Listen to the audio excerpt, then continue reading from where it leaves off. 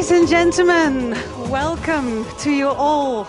A warm welcome today in Amsterdam. It's nice to see you over here. It's great that you have come and that we're all together for the Green Challenge 2011 from the Postcode Lottery. And this is what it is all about. 500,000 euros for that finalist who will be calling himself or herself this year, because that's also possible. We have two ladies, the winner of the Green Challenge 2011. But before you will be able to take this prize home, you will have to work hard being a finalist. It was quite a challenge this year with so many people who gave their entries to the preliminary jury and by the end to come here on stage for the jury's eyes. Well, my name is Pernille Lalau, and on behalf of the Postcode Lottery and its employees, I'm very proud to be here. The employees of the Postcode Lottery have done really their utmost and worked so hard to organize this year's event. And it's a special year, because this year is the 5th anniversary of the Green Challenge. Yes! And it's also the 5th year in a row that we are here at Picnic, Amsterdam's most creative and innovative event. So we thought, to make this year a little more celebratory, we would like to share with you some special messages of good luck today and tomorrow, if you'll still be here. We hope so. And also we have invited the winners of the past years, and they're sitting over there. Igor Kluin, Eben Bayer, Dean Gregory, and Scott Frank. Welcome, guys. Well, you're rushing to sit down again, huh? We'll come back to you later on when we ask you on stage, just to hear a little bit more about what has all been happening to you since you have won the Green Challenge in the past years. So,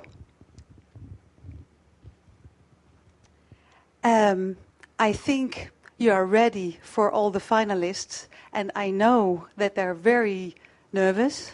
I've seen them already on Monday when they had just arrived in Amsterdam from all over the world.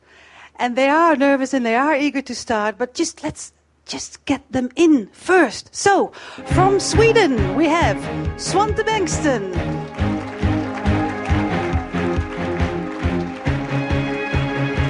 From the Netherlands, Marjolein Helder.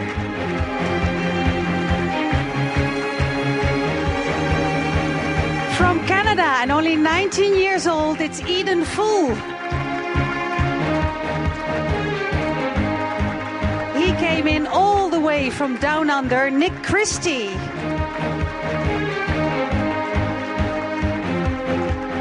From the Netherlands, Peter van Dommelen. And our candidate from the UK, it's Andrea Zakaria.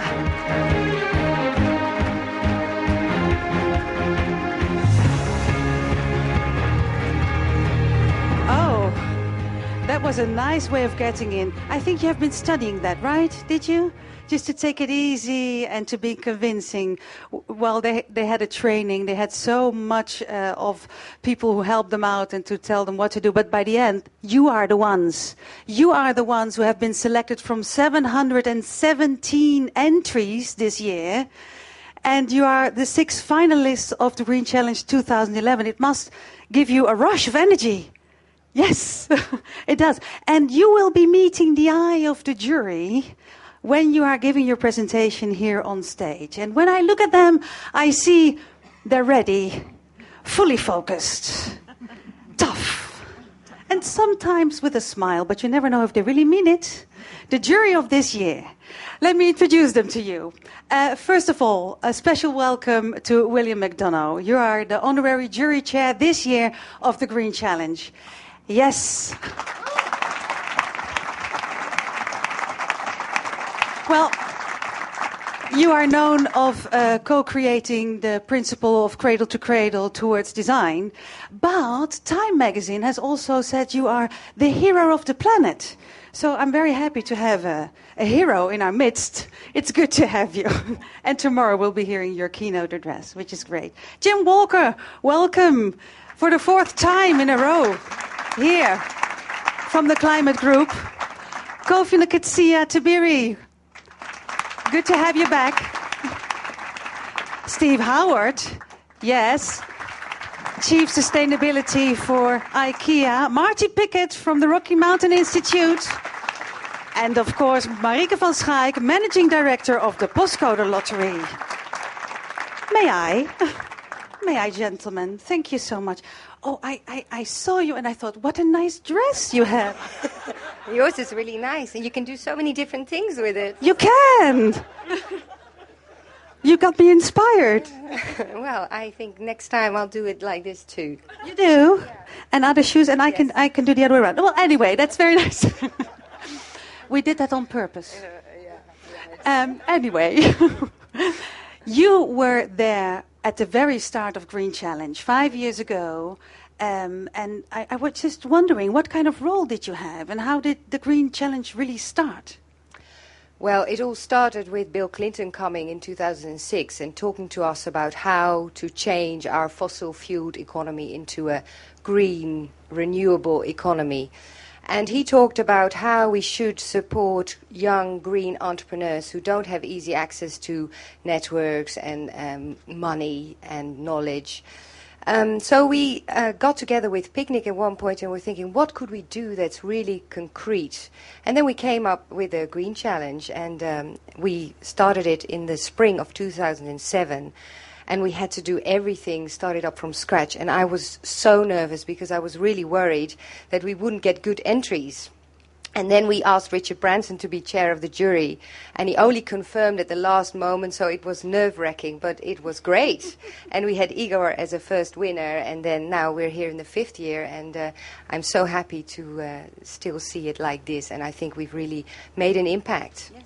And in the last 5 years, it has only grown, this initiative, and become bigger, larger, and that's why also right now, a welcome over there, because there's a camera standing, ladies and gentlemen. It's for the live stream that we have all over the world for this Green Challenge contest, which is great because everybody can follow it. So welcome to you all at home, in the office, or on the peak of a mountain, maybe. Right? Maybe. I wish you the best of luck, and let's try to keep it neat and straight. All right. Well, let's have a look at a special message for the finalists from someone who had played a key role at the start of the Green Challenge. The Dutch Postcode Lottery has been a profoundly important supporter of my foundation and its work, and a valued member of the Clinton Global Initiative. In just the past 5 years, the Postcode Lottery Green Challenge has developed into one of the most prestigious international clean energy competitions. Social entrepreneurs from across the world are creating and implementing exciting new ways to reduce greenhouse gas emissions, with the potential to improve millions of lives. To this year's finalists, I wish you the best of luck with your presentations, and I look forward to hearing about your ideas. Thanks for what you've already done and what you will do to make our planet safer, healthier, and more prosperous. Well, just someone who said hello to us. I forgot to mention also Liesbeth van Tongeren. She's not right now with you in the jury, but she is of the Dutch Green Left Party, and unfortunately she's not here today, but she will join the jury later on because you have the personal interview sessions with all the finalists later on in the picnic area. So you will have to do with a little more power, all of you in the jury right now. Just actually before the jury came in and before the finalists were chosen, the entries came in. 717 from 81 different countries. It was an enormous job to number them down to these 6 strong finalists. And a preliminary jury did that great job. So I just would like to give some attention to the ones who did that. It's Femke Rotteveel, Daan Lameris, Jan-Paul van Soest, Aart van Veller, and Molly Webb. Thank you. That was a great job.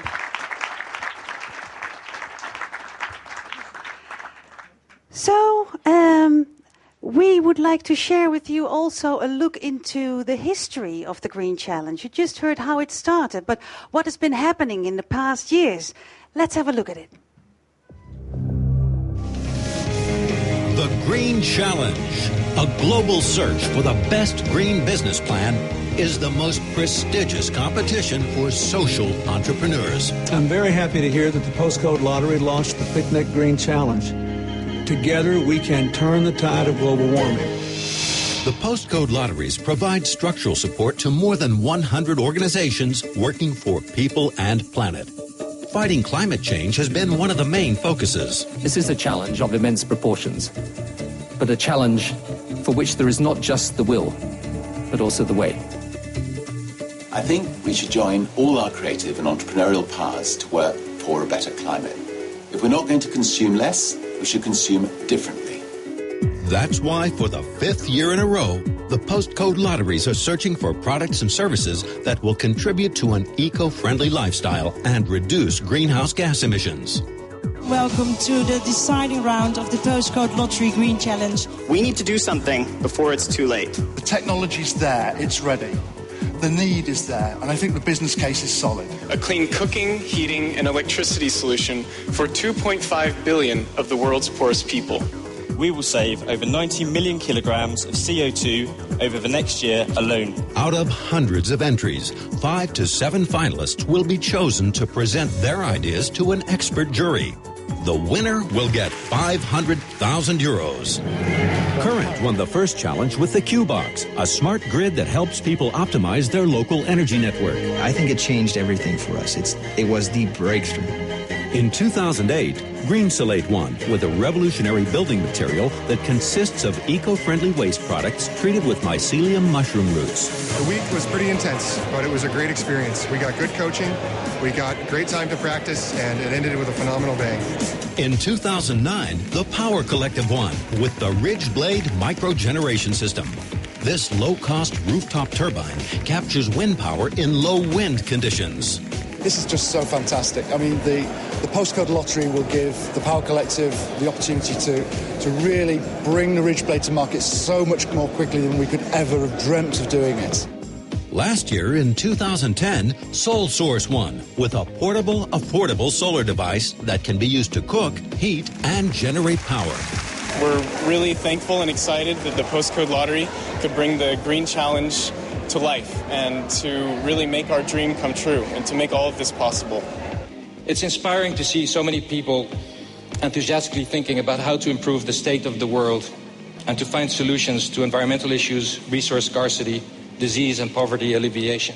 If you come up with the best idea for a greenhouse gas reducing product or service, you'll win expert coaching, help in bringing your idea to market, and 500,000 euros. The Green Challenge is a really, really important way of encouraging businesses to think creatively about the environment as a business opportunity. This year, 2011, the 5th anniversary of the Green Challenge. Looking for the next bright idea. Well, we didn't invite you for nothing, guys. Please come over. Igor Kluin, Eben Bayer, Gregory. Yes, Dean Gregory, come, and Scott Frank. Great. Guys, it's just that can I ask you to come here, Scott? Yeah, it's more close. Nicer. You know, it's a funny thing. Actually, when I just saw you on the films, I thought, well, it's that I see that you really invented something. But when I announce you, it feels like I'm having a boy band here. Yeah, it does. Do we want to try? Can you sing? I could try. Yeah. Well, let's skip it for now, shouldn't we? There are judges here. Good point. Well, guys, it's so nice to have you here. And you know, I'm sure you can vividly imagine what it was like when you were first time on stage. I remember you last year, Scott, and it was nerve-wracking, wasn't it? It was. You know, thinking back just 1 year ago, it feels a bit like yesterday. I'm sympathizing. But I know that just from meeting all of the other finalists over the past 2 days, I know that they're going to do a great job, so I'm really excited. Good. Do you have any tips, Dean, that you could give, that you would say, oh, think of this, that one, just before you go on stage? Well, my presentation wasn't that good, I don't think. So whatever I did, don't do the same thing. Just relax and enjoy it. It's a once-in-a-lifetime chance to get your message out there, to publicise your idea. Just enjoy it. And maybe that's also a good sign to see and to know that if the presentation isn't completely exactly what it has to be, it's still the invention that counts. That's what we're here for. It's not only about the outer looks, it's about the thing that you created. So guys, I would love to hear more about you. I'd love to sing with you, except me. But let's skip that for now. We see you back during the drinks that we have, the clean drinks, after the deciding round today. We'll see you tomorrow, and then we'll be hearing from you during the award ceremony what you've all been up to since winning the Green Challenge. So thank you very much. Enjoy and sit. You can relax this time. And also have a look at the Green Challenge cubicle. It's a very nice cubicle where you find all the information on the winners of the past years. So let's get to those presentations of today. We had a few rules. First of all, the order of appearance was just determined by drawing straws. Of course, we're a lottery. And then all candidates will have 10 minutes to do their presentations, not a second longer, because, as you might remember, Scott, I will rudely interrupt. He was in time, but just to be kind to all the other finalists, everybody gets the same time. And after those 10 minutes, it's the chance for the jury, but especially for you in the audience, to ask our green entrepreneurs about their inventions and to know more. Since all finalists will have private interviews after this deciding round with the jury in another area of the picnic area here, it's really your chance as an audience to know more about your products, and we really invite you to give us your questions. Are you ready for the first finalist? Good. Jury is ready, so let's get him on stage. It's Svante Bengtson with his entry in the energy category, Rehacked. Svante. Good. A little nervous on Monday. I saw sweat pearls dropping off your face, but now you're clear? Yes, I have makeup now. Yeah. Looks good on you. Thank you. Are you ready for your presentation? Well, as ready as I can be, I guess. Yes, I am. Good. The clock will start as soon as you start talking. Good luck. The 10 minutes are yours. Svante. Thank you. Hello, everybody. My name is Svante Bengtson. I'm the CEO of Rehacked. And it's my great pleasure to be here to tell you a little bit about how we can reduce energy in buildings. Are you tired of high energy bills? Well, I know that I am.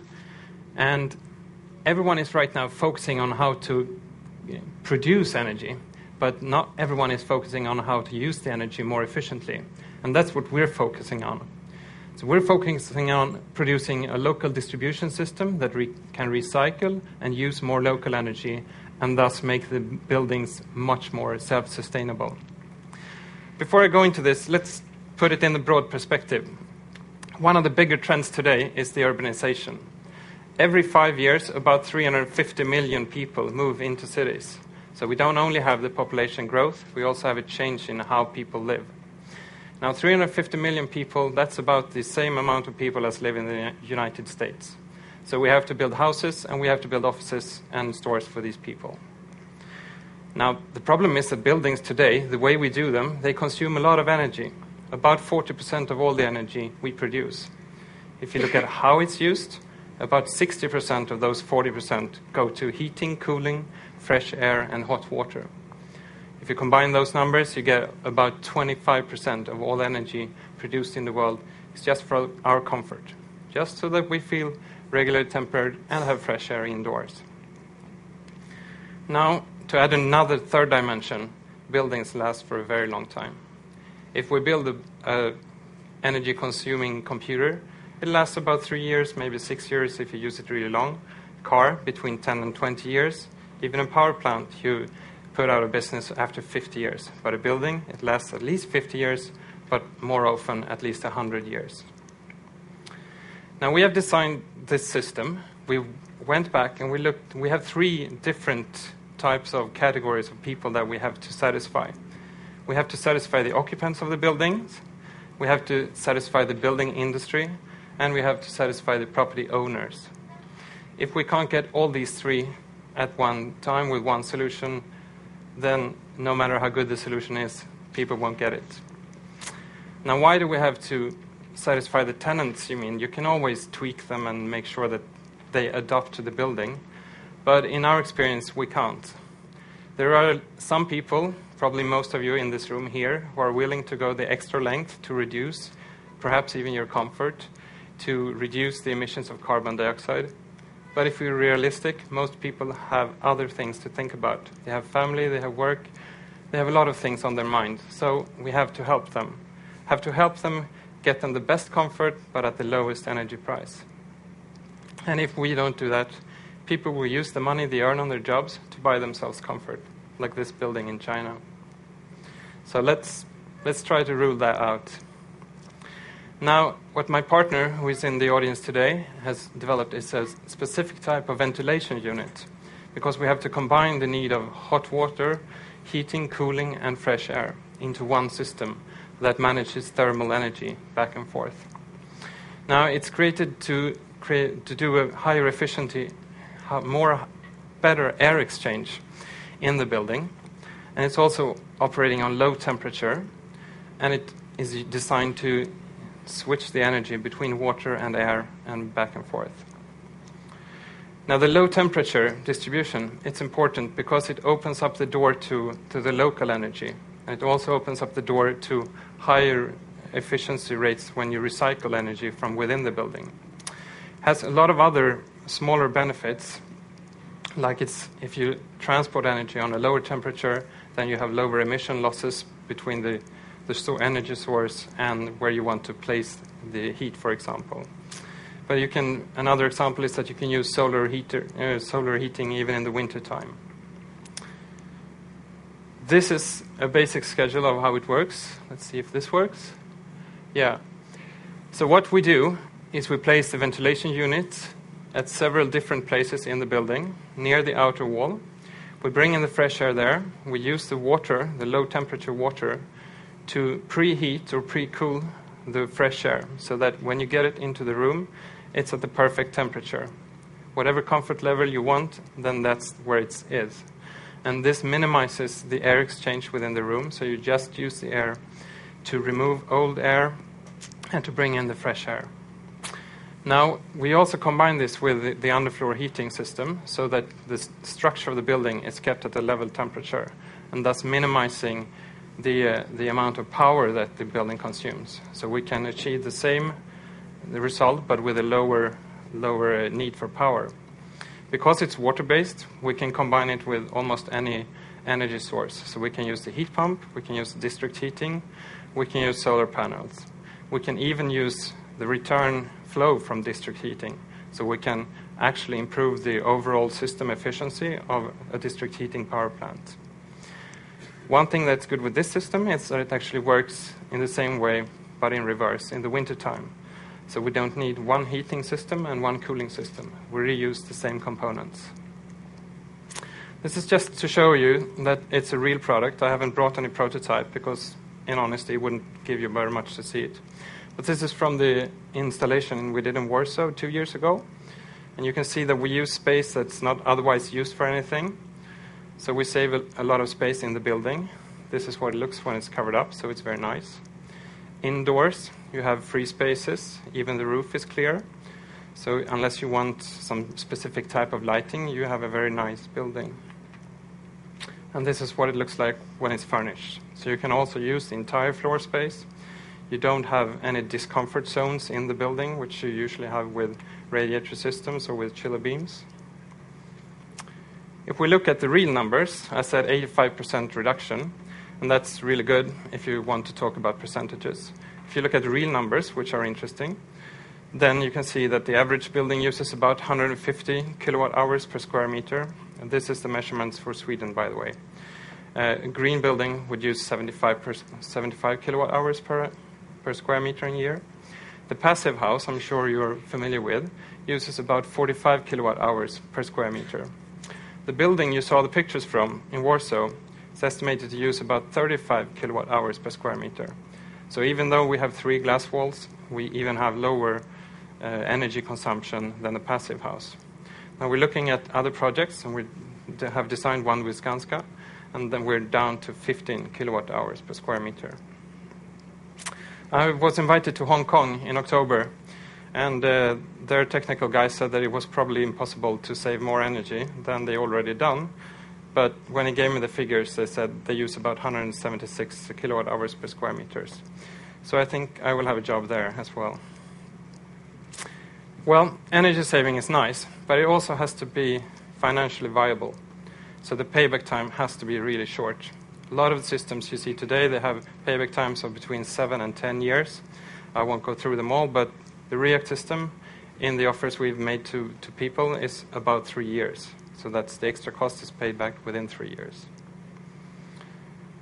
Now, if you only look at the energy consumption, that is, if you look at the space that you save, for a building like this, you could actually save millions, actually have a high return on investment just by using the system, regardless of the energy consumption. We have been fortunate enough to receive quite some attention during the development of the company and during the installation, the first installation we did. And I was last invited to Abu Dhabi to be part of the Clean Energy Ministerials. And I'm very proud of this, I would say. And I'm very happy that we got these rewards.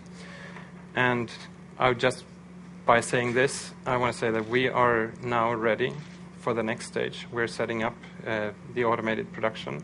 We're ready to take on the world, and I would like your help with this. Thank you very much.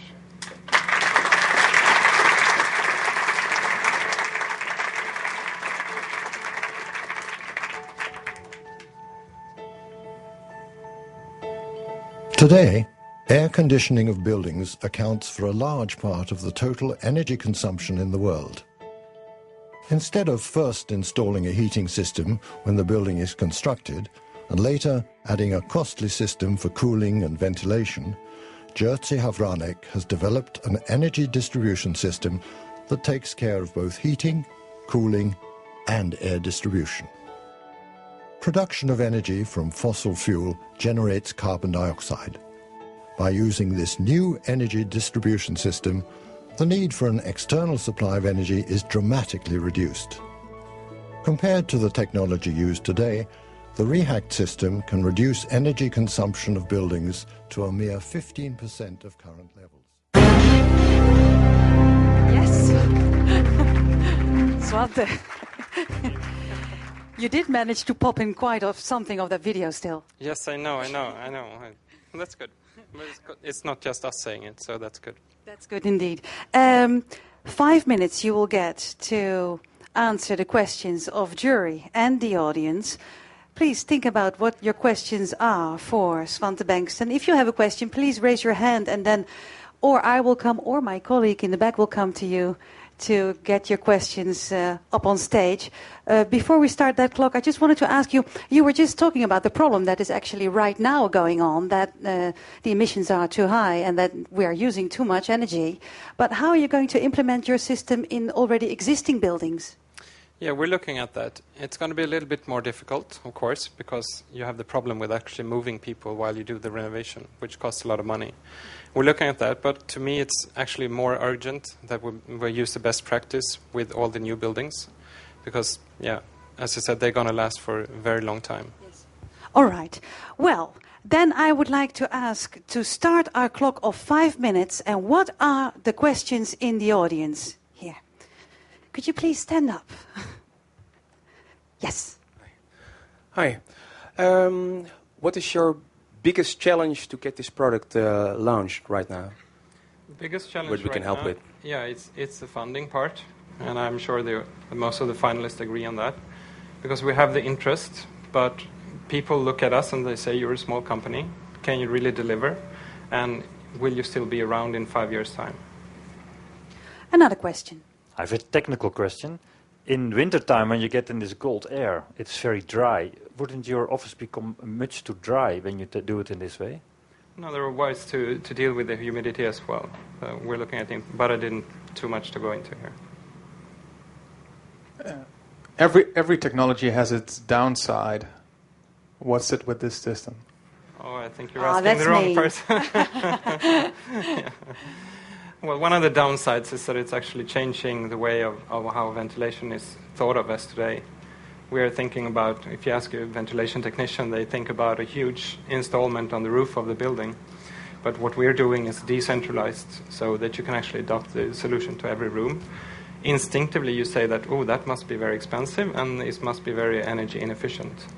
But when you do the numbers, yeah. So that's one of the major obstacles today, to actually get to talk to the installation companies. We're getting there, but it's going to take a little while. Another question from a gentleman. Yeah, it seems very advanced already. You got the global award, etc. Couldn't you just find money through investors or other companies rather than get it from a lottery? Well, yes. It's not that I haven't been trying, trust me. It's that I guess it's part of the global financial crisis, partly. But then there are also a lot of, because of the financial crisis, there are a lot of existing companies to invest money into. And that's what I'm seeing. The Swedish investors, they invest into healthcare, which is now going from the public sector to the private sector. They invest in ICT because there's a faster turnover. It's just not really in their perspective, unfortunately, because it's a huge market and it's a huge need on the humanity level. Jury, may I ask your questions? Well, yes, William McDonough. What are the obvious places and climates where this shines most quickly as a financially viable option? Are there certain latitudes or zones that are most applicable? Well, we're looking at the warmer climates today. I mentioned I was in Abu Dhabi, I was also in Dubai, and now looking to go to Saudi Arabia because of the actually cooling a building is much more expensive than heating it up. And today they use only air-distributed heating, like the tent here. I'm not sure if you hear the humming of the fan behind. And that's quite similar what they use, but for cooling. So using a water-based system instead, you get a very high efficiency need. So that's what we're looking at right now. Yes, Marty Pickett. How many of the actual units will be needed per square footage? Do you know? Per square footage, let me redo this. One unit per about 200 square feet, I would say. Okay. Yeah, that's between 200 and 400, depending on the layout of the building. Yes, Steve Howard. Will the costs go down if you go to scale? The cost for manufacturing, yes, definitely. How much? We think they're about to a quarter from. So about 70-75%. Because today it's complicated to manufacture the thing. It's a lot of manual work in putting it together. So when we can reduce that amount to the automation, then we're almost down to only the material costs. Kofi?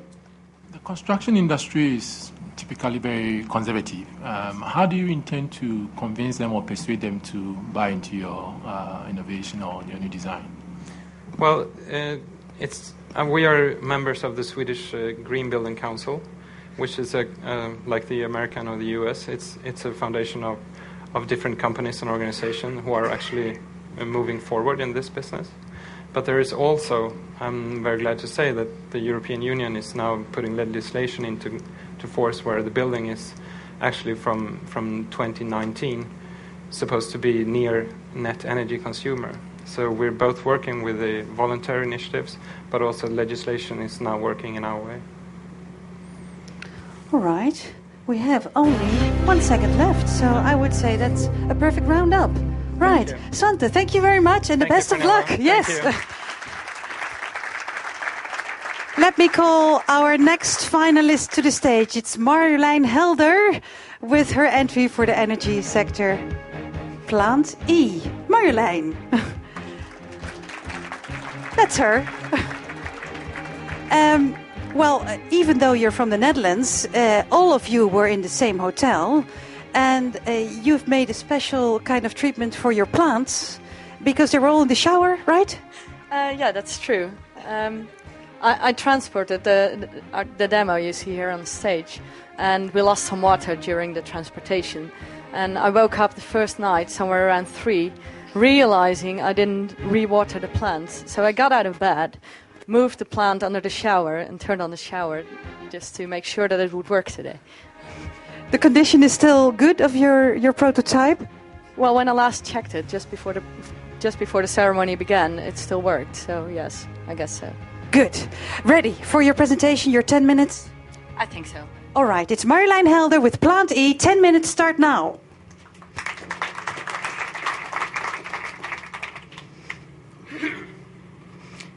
Good afternoon. Thank you all for being here. I'm going to tell you today that we can produce electricity with living plants. So while the plant is growing, we can harvest electricity directly. And this could change our energy system.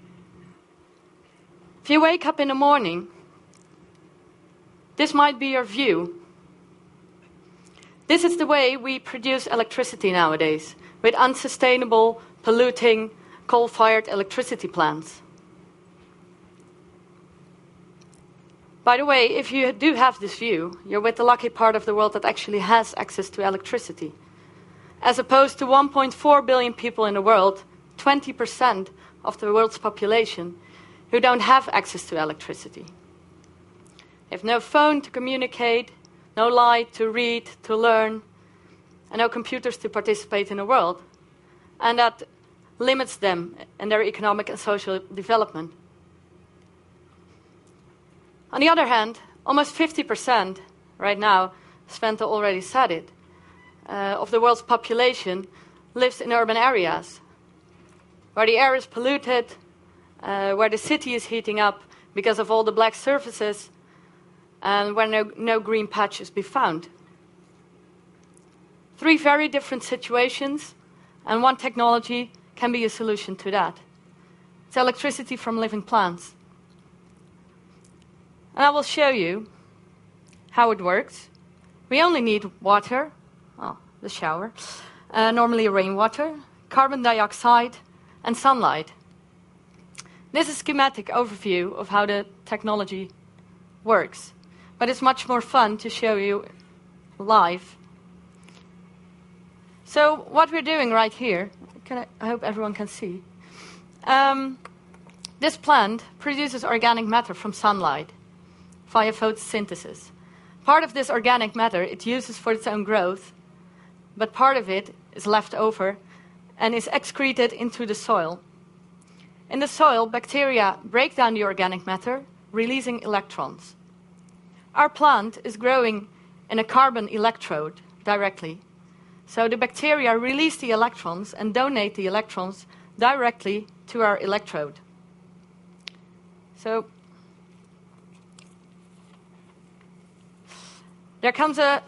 we harvest the electrons in the wire, put a counter electrode to it, and we got electricity.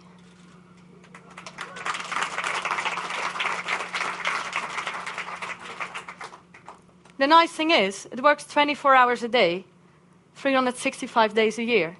We have no competition with food or feed, because you can produce food or feed at the same spot.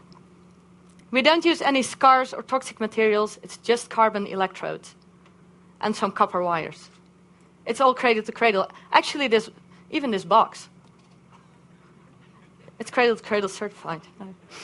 And what we're doing, we're growing plants. So instead of emitting carbon dioxide to produce electricity, to produce energy, we are capturing carbon dioxide and producing electricity.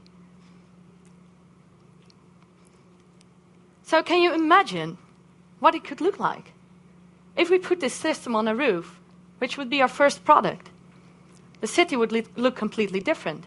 During the day, during the night, you would have the advantages of a green roof. So biodiversity in the city, cleaner air, insulation of your building, and at the same time, you're producing electricity for the building underneath. With 50 square meters green electricity roof, you can power 1/3 of your household.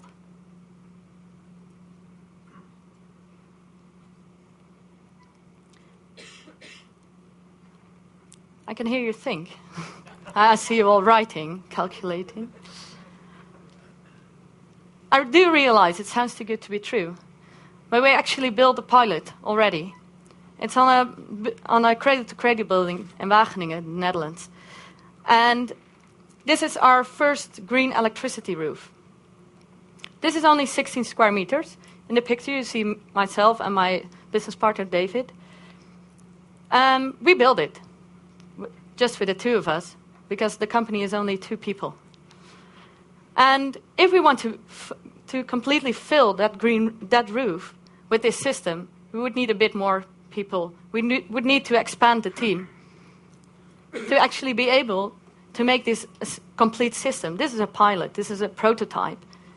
It's completely built up with boxes like this one. And it works. You can see that. The next step would be, after the green electricity roof, to introduce this system in developing countries, in remote regions, places where people have no access to electricity. This system is very easy to build. Each one of you could build one within an hour. So you could introduce an electricity system at places where people can just build them themselves, low cost, with technology they can understand. And then these children who actually use the laptops of the Gates Foundation, these laptops only use 1 watt. We would need 2 of these boxes. That's all, to charge these laptops. But that's not all. Like, the system can be huge. We can do the green roofs, but after that, rice fields. Can you imagine producing food at the same spot where you produce electricity? Wetlands. If you use all the wetlands in the Netherlands for this system, we could meet our 20% renewable energy target in 2020. We can do that. And we can even use polluted or wastewater.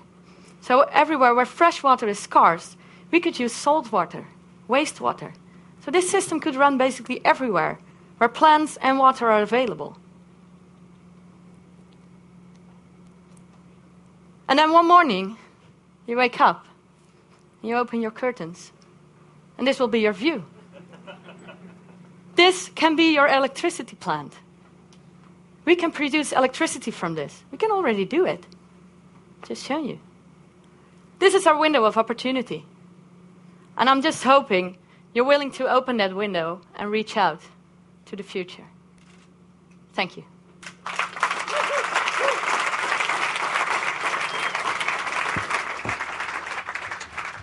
We are standing on electricity right now. Yes, I was a bit sad that I didn't know before that there was actually going to be real grass on the stage, because then I would have tried to use this to produce electricity from. That would have been much more fun. And less waking up in the night for you. Oh, yes. But I must say, I'm very, very happy that you did wake up at 3 o'clock in the morning, because that is quite nice to see it like that. Okay, audience, please think of your questions. Jury too, before we start our 5 minutes clock. And I was just wondering, you were just saying before that you wanted to start first step with roof gardens, with roof terraces to get the energy down. And then next step will be rice fields. But why not starting with rice fields with a bigger opportunity? Well, the thing is, since we're both living in the Netherlands, we start where we live because that's close by. It's just a practical thing. On the other hand, we need to start. We need a service area that's confined, that's closed off, so that we can actually monitor what's happening. Introducing the system in developing regions and rice fields are most of them are Southeast Asia. Would mean that the costs would go down, would have to go down. So in the Netherlands, we are able to pay for our electricity. So we need the first movers within the Western market to actually test and develop the system, so that we can, after that, use it for developing countries. Right. Well, the view will certainly change. And also, I was wondering about all the gardeners being on the roof everywhere. It's going to be quite not so safe, right? Well, we don't actually do anything about the system. It sustains itself. Look, nice. All right, we go to the questions and we start our 5 minutes now. Oh, the finalists and the winners. Here, Igor. Yeah, let me first say, I just love this. Thank you. The only question is, what's the business model? Good question. So, this system, this green roof system, a normal green roof system would cost you somewhere between 80 and 120 euros per square meter. roof. Why do you put a green roof system there? Because of its advantages: insulation, water storage, biodiversity. This system, right now, only costs 150 euros per square meter. So that's just a little bit more to be able to produce electricity and combine it with the advantages of the green roof. And right now, we're not at full scale yet. So this system can pay itself back, like within 3 years. It depends on the scale, obviously. I won't go into detail about it, but there is a business model, definitely. Right. Another question here from the audience.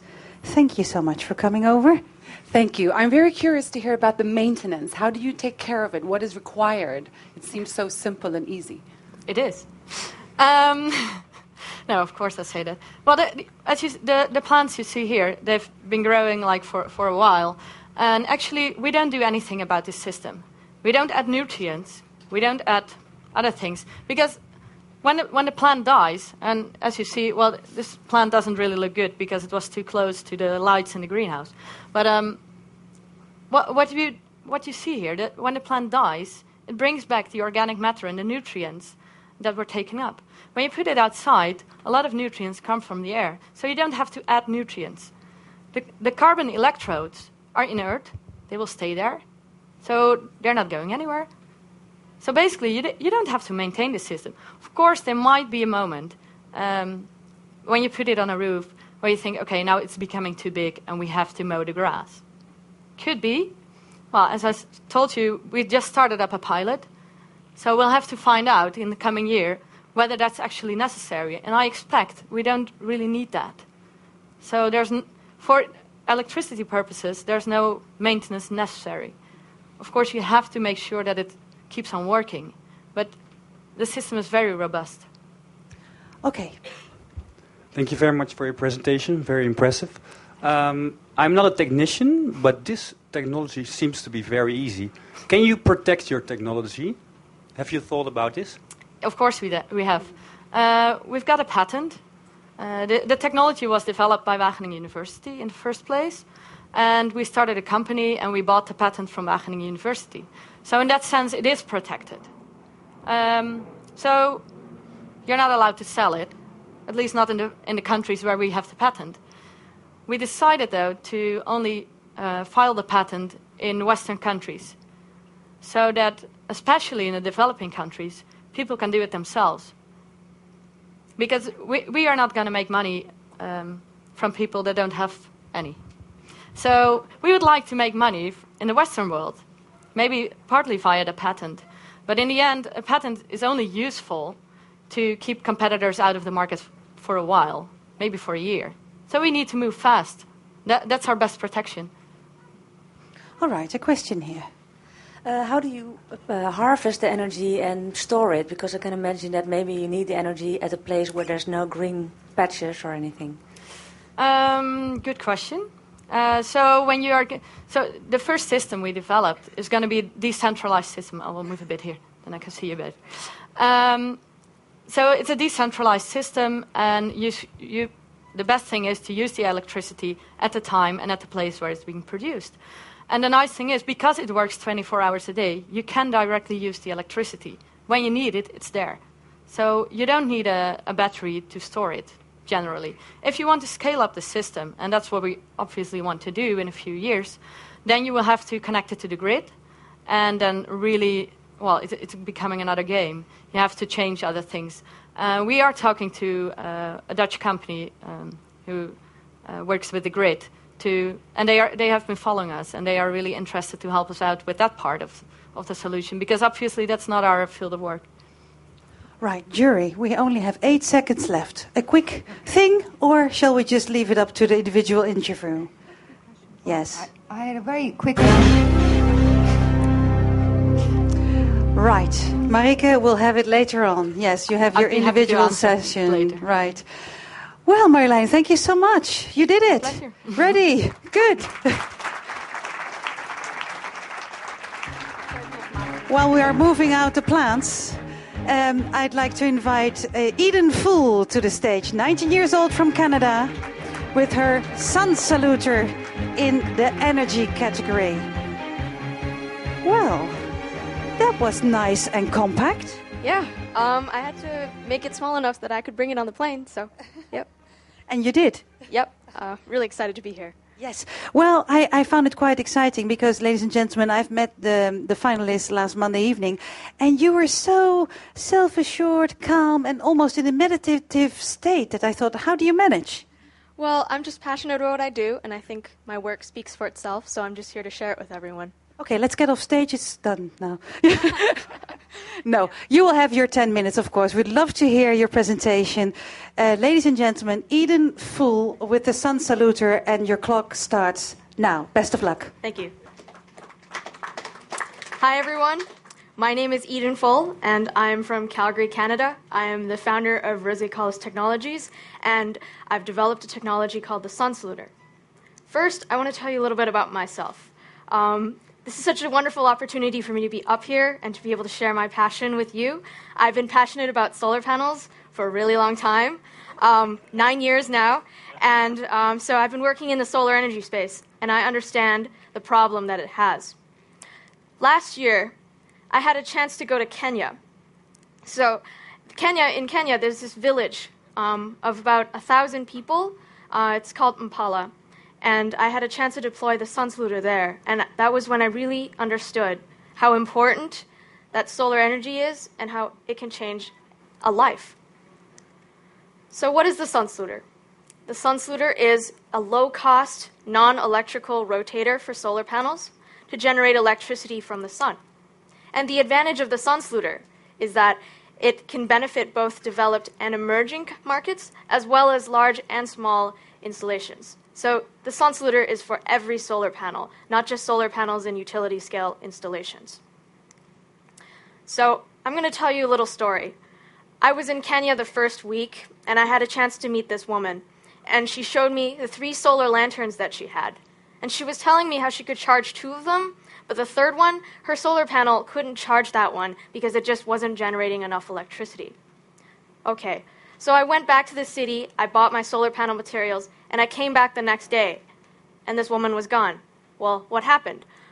It turns out she wandered into the dark to collect firewood. It's pitch black, and she couldn't see that there was this buffalo there. So she got trampled. And this really struck me because this cannot happen. This shouldn't happen. And one of my biggest regrets is that I was just maybe a couple days too late. If I had installed the sun saluter earlier, this wouldn't have happened. So the sun saluter has the potential to prevent that from ever happening again. It can charge a whole extra lantern when installed on the bottom of a solar panel for only €8. I made the prototype out of bamboo and simple sustainable materials for only €8. So it can also charge 2 cell phones so that farmers can communicate with each other and get their groceries into cities to sell.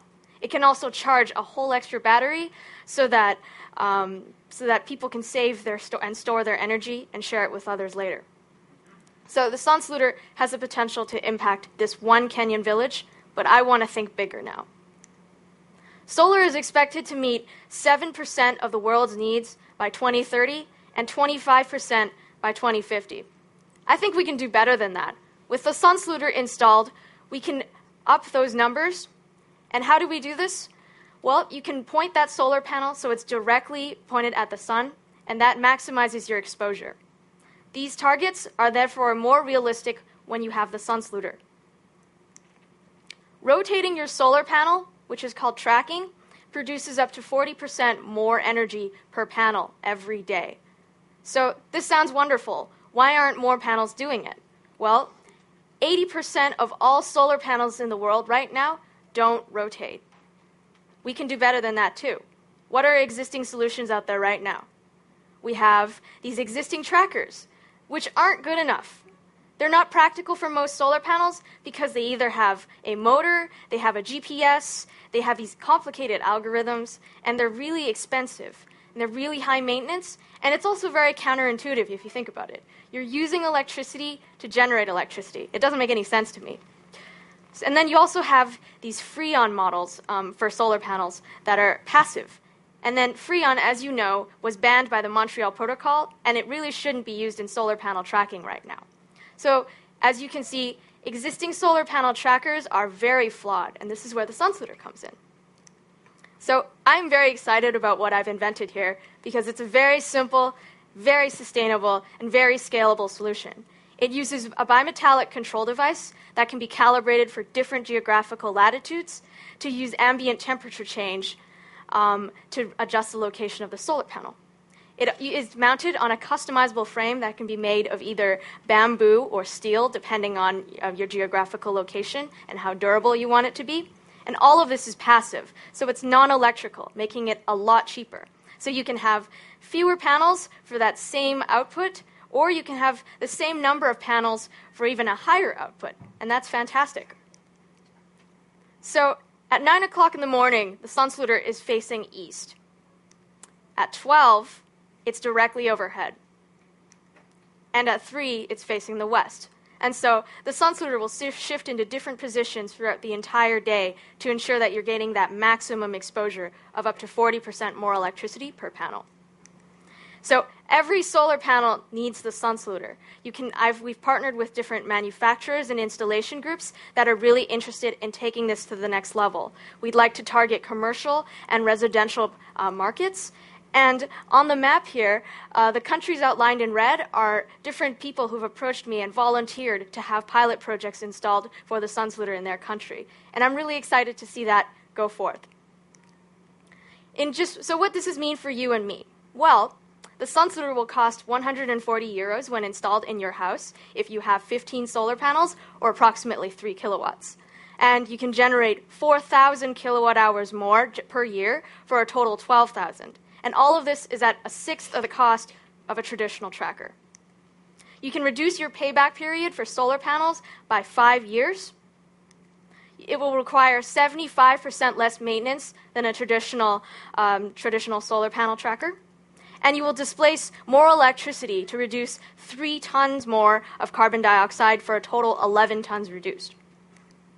So I want to take this on the global scale. What does this mean?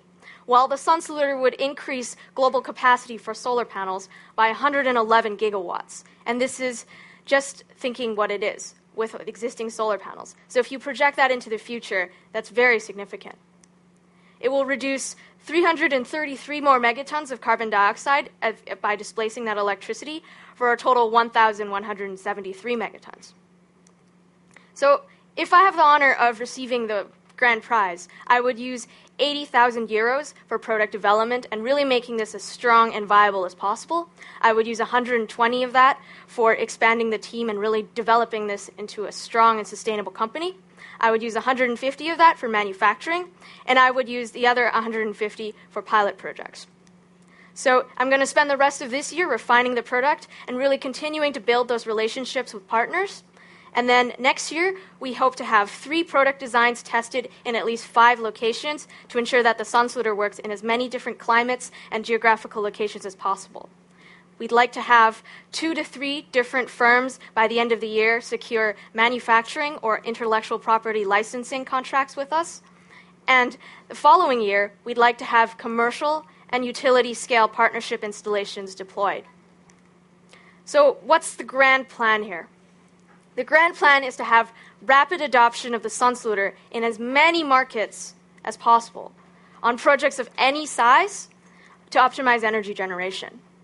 So if you think about this, we can be using the SunSlooter in areas that are like a canyon village or a school or a factory, the top of a factory, or the top of a warehouse, or a large 65,000 panel installation in the middle of southern United States. So it's possible in any market because the SunSlooter is cheaper, and it's easier to deploy, and it's easier to manufacture.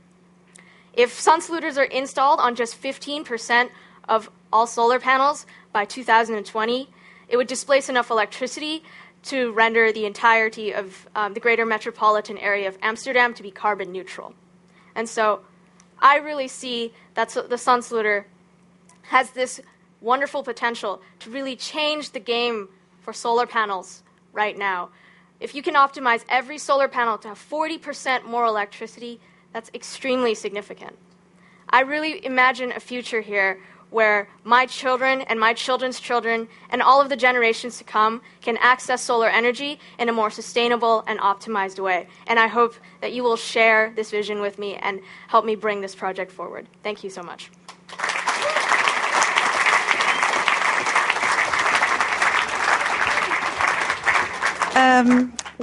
What in heaven's sake do you need the expanding of the team for? You're everything. You're calculating. You already checked our country, our cities. You're all up to it. Only 19.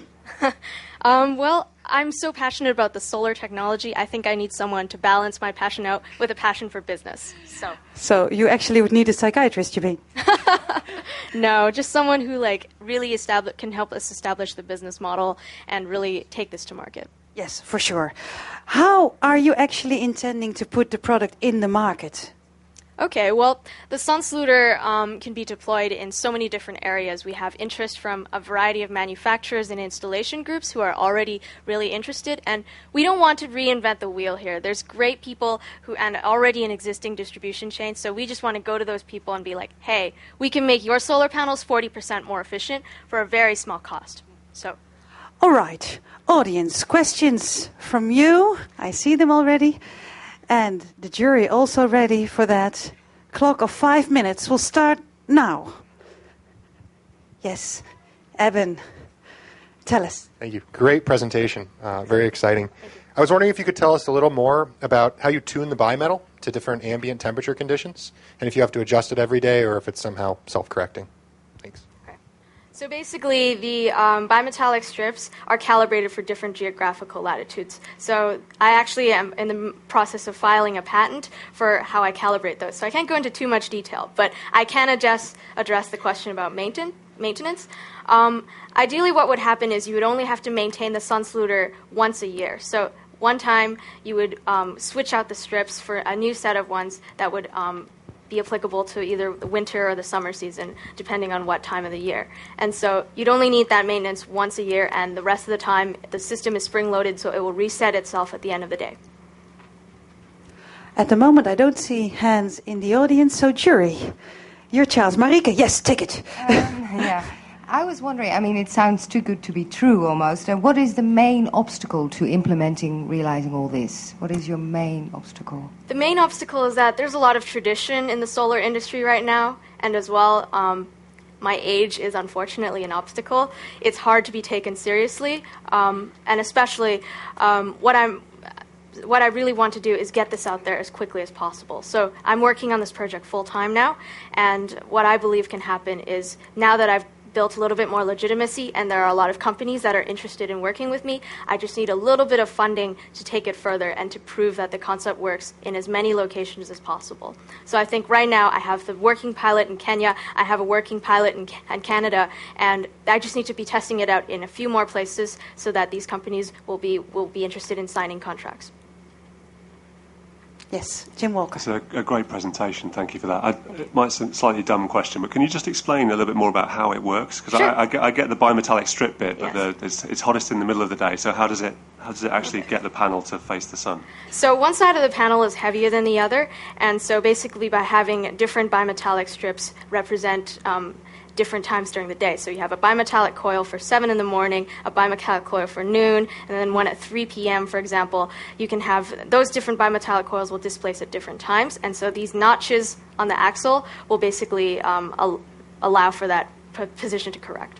So. Right, Steve Howard. What's the longest you've had one of your prototypes up and running? The one in Kenya has been deployed for a year. So.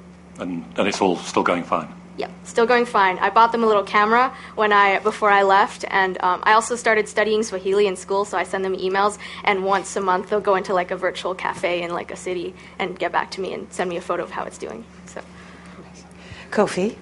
Yeah, very impressive presentation. Recent trends in PV market, particularly in rural African communities, are these small solar lanterns with very flexible panels. Mm-hmm. will this apply to that? Because, you know, you have these lanterns and you have the panels that you can move around, you know, during the day.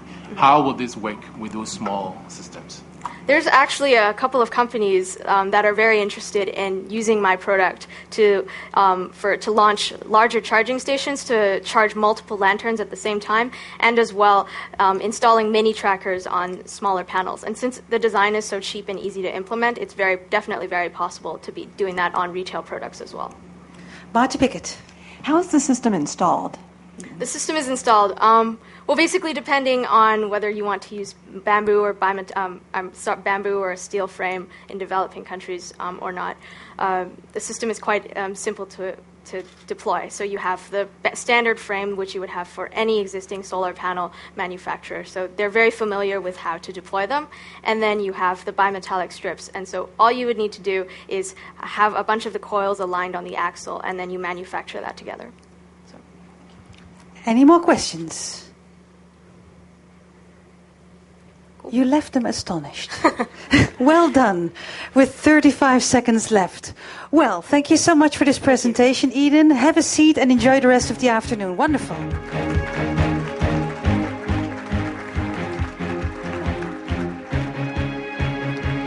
Next up, from Down Under, is Nick Christie with his entry in the energy category. Yes, it's your recycling water shower. Now, you have been in a hotel, and do you actually get disturbed also by the showers that you see there? Do you get eager to install your own shower? Well, they're quite powerful, so they must be using lots of water. So, yeah, I look at them and think we could reduce that consumption by 70%, and it would still be exactly the same shower for the user. Yes. Are you ready for your presentation? Because, ladies and gentlemen, he's been... actually begging us for please starting because he wants to get it over with, right? Yes, I'm excited to get started. Good. Stage is all yours, Nick. Good luck. 10 minutes start now. Good afternoon. My name is Nick Christie. My company is Syntep, and we make showers that use 70% less water and 70% less energy without reducing the flow at the shower head. Now, why are showers important when it comes to talking about how do we live more sustainably? And it's very simple. From a domestic perspective, as a single fixture, showers use more water than anything else. And when it comes to energy, they use more energy than everything apart from your heating system. So they're the biggest use of water and the second biggest use of energy within the domestic setting. The other thing that's important is that this is a product that's relevant to everyone in this room. I would think everyone here owns a shower, and probably most of you own two. And it's something that you use every day. And when you look at the trends about showering behaviour, what you find is that there are more people showering more often and for longer. So the consumption of water and energy through showering is increasing over time. You also need to realise that the water that is used in your shower has a lot of embedded energy within it. And I don't just mean the energy that you add to the water to make it hot so you can shower in a hot shower. Just to get the water to your house in the first place, it has to be captured, treated and distributed. And that uses lots and lots of energy. To give you an idea, in the state of California, 19% of all energy consumed in California is used just to move water around the state. That's almost 1/5 of all the energy consumption just to move water. When you consider also that a shower lasts for a long time, I'm told anecdotally by people that have worked in the industry for a lot longer than I have, that the average length of time that a shower is kept for is 17 years. So when you buy your next shower, you're effectively choosing something that will dictate your water consumption and your energy consumption for almost 2 decades. And the problem with that is that when you go to pick your next shower, you're going to find that you're going to have a conflict. Because if I ask you to tell me what makes a shower good, you're going to use the word more a lot. And that basically means more water at the shower head at a higher temperature, and when you get a better temperature and more water from the shower head, generally you spend longer in the shower because it's more pleasurable. Unfortunately, when you ask me what makes a shower more efficient, I'm going to tell you exactly the opposite. Less water, less time, lower temperature.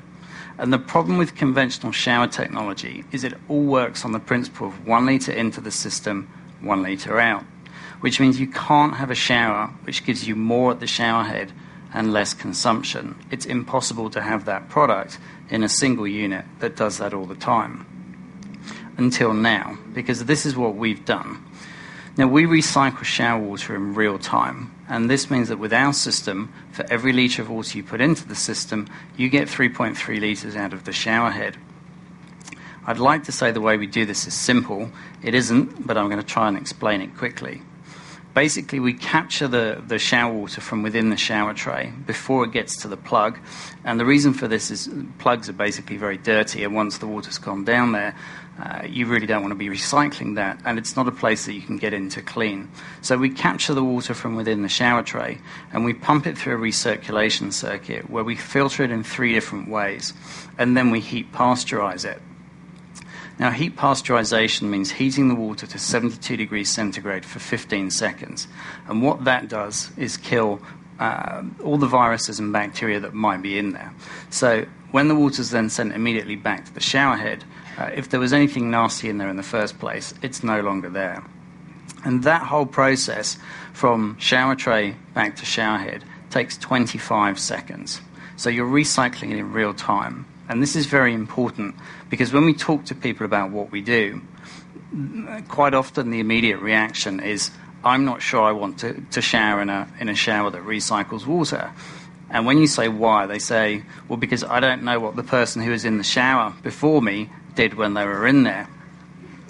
And it's not an issue with the way we've designed our shower, because every shower starts with 100% clean mains drinking water. The system fills itself up, heats that water from cold, shower starts, and then it starts recycling that water just from your shower.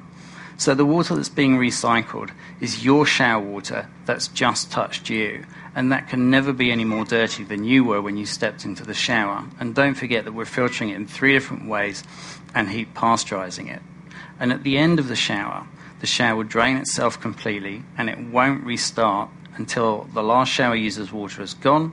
The next person comes along, starts the shower, and it starts again with completely fresh water. And it's really important because that means 2 things. We never store any water in the shower system, and we never share water between users. And when you explain that to people, you go from 10% of people being happy to use it to 95% of people being happy to use it. But the biggest consequence of this design of shower is the savings that you get from it. You get exactly the same shower experience that you have before, but you're using 70% less water and energy to do it. So if we were to take one of you from this room today and swap your shower at home for one of our showers and say to you, don't do anything differently, just shower as you do normally. At the end of the year, we would expect you to have saved 18,000 litres of water, 730 kilowatts of energy, and just under 1 tonne of CO2. Now, to put that into a number that you can understand, most showers are shared by a couple. So if you double that to 1.6 tonnes of CO2, that's the equivalent of taking a VW Golf Blue Motion off the road for a year. So if you share our shower with another person, you're effectively saving the same amount of energy as taking a car off the road. And this is scalable across millions of people, and the life of a shower is 17 years. So when you start multiplying those numbers by millions and then by 17, the potential savings are absolutely huge. This is great, I can hear you thinking, but where's the catch? There basically isn't one. You get a fantastic flow rate at the shower head, and you get amazing efficiency, less than half the most efficient showers you can get now, giving you almost double the amount of water at the shower head.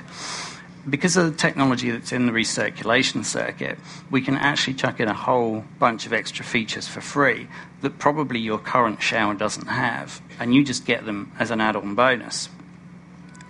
And if the financial perspective is important for you, if you're saving 70% of the water and the energy that you're using from the showering, it does exactly the same to the cost of running it, and you get that for the whole life of the shower. And we're confident that we could make this shower today and sell it to you under our business model at a price that would give payback for most people in this room of less than 3 years.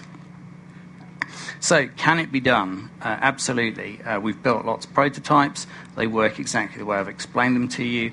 And we've done this with off-the-shelf components. We know the market is ready for this based on conversations we've had with potential customers and surveys that we've done and others that we've seen. There would also be a flywheel effect if we were to win the Green Challenge prize this week. We've been working on this for 3 years, and if we were to win the 500,000 euros, it would almost certainly trigger up to another 350,000 euros of grants and rebates from the Australian government. And that in turn would open up a loan scheme that we would then qualify for, which could provide up to 1.5 million euros of very soft loans. So to summarise what I've said, showers are a product that use lots of water and energy. You all own them and you all use them all the time. You want more flow at the shower head, but you want to use less to do so. And we can give you a shower that can do that. If you were to adopt our shower, the savings would be large, global, immediate, and long-lasting. And the only thing we'd ask you to change in order to get that would be one thing. It's the next shower you buy, and we would like to think it would be one of ours. Thank you.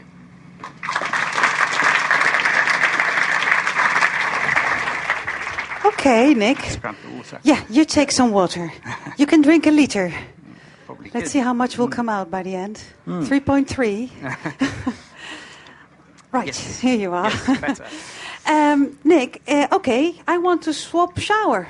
Okay. Am I going to open my whole wall and it's going to be a terrible mess in my house? How difficult is it to implement it? It would be the same as installing a current shower. You would need to make effectively like a cupboard space in the wall where your shower would be. And the shower itself would be about the size of a briefcase. It would be a sealed case with plug-in connections for the water and the power. And there'd be one pipe coming out of that with a pump on the bottom, and that would attach to the reservoir in the shower tray. And once it's installed, it'll be behind a plate, which probably would be toughened glass, so you could have backlighting behind that if you wanted mood lighting in your shower.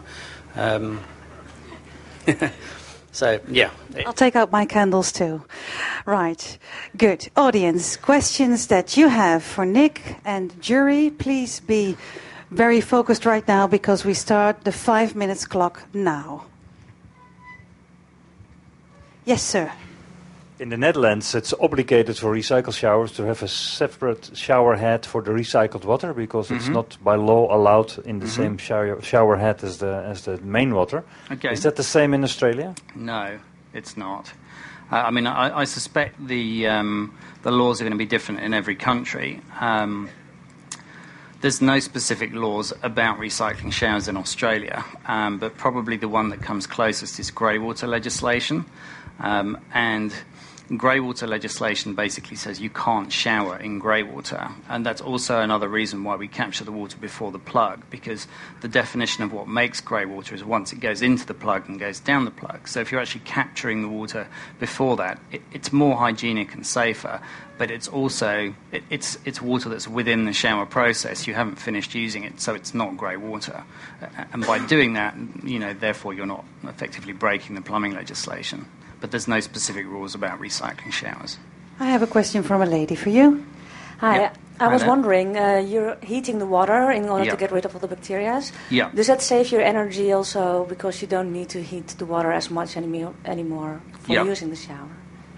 So you save energy by doing that as well. The way in which the energy is saved comes from three things.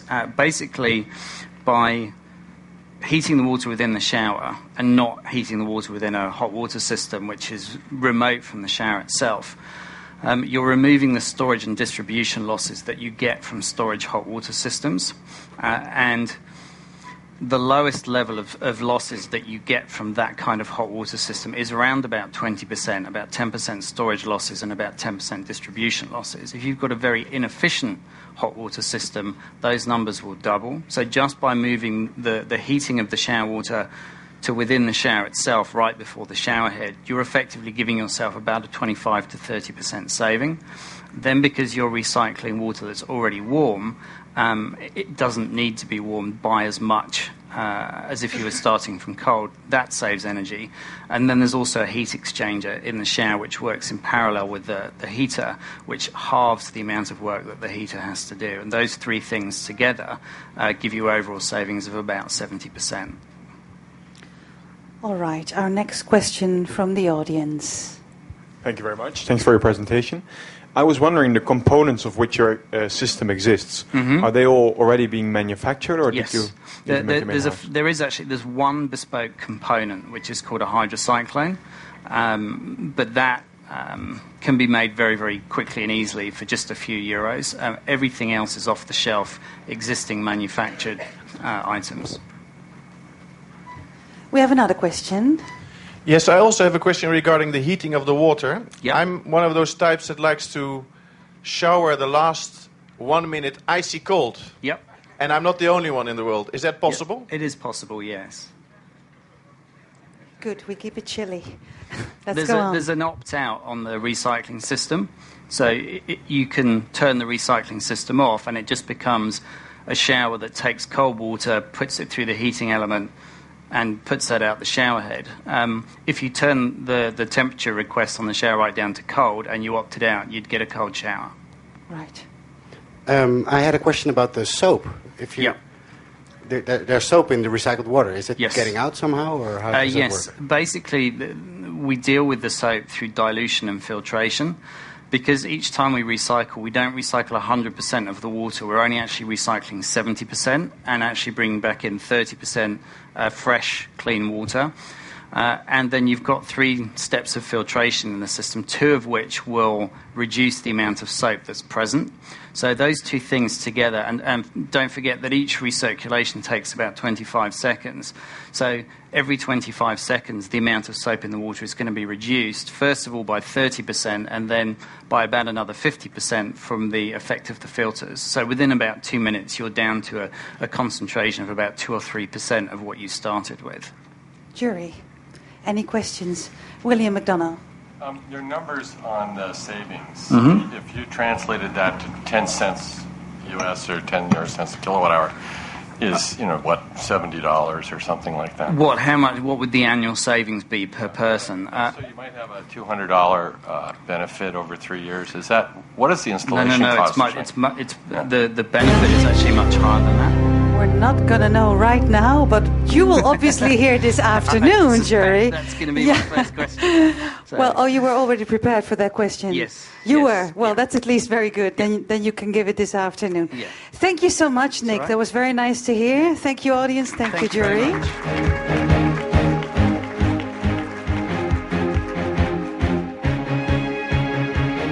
Let's get to our next finalist. We have 2 more who will give you a grand presentation of their inventions. Please come to the stage. Peter van Tongeren with your entry in the energy category, the 4D Chameleon.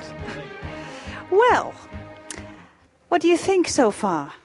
Well, it's very challenging, and it proves that sustainability is becoming normal. Normal, and also a real business proposition already in the past years, but only continuing to be. Absolutely, absolutely. It's the new economy, so we have to treat it like that. But you look fairly calm and just prepared to start and kick off. That's it. I tried to be calm, so get the impression. You gave us the right impression. I'll give you the stage. 10 minutes for Peter van Tongeren. They will start right now.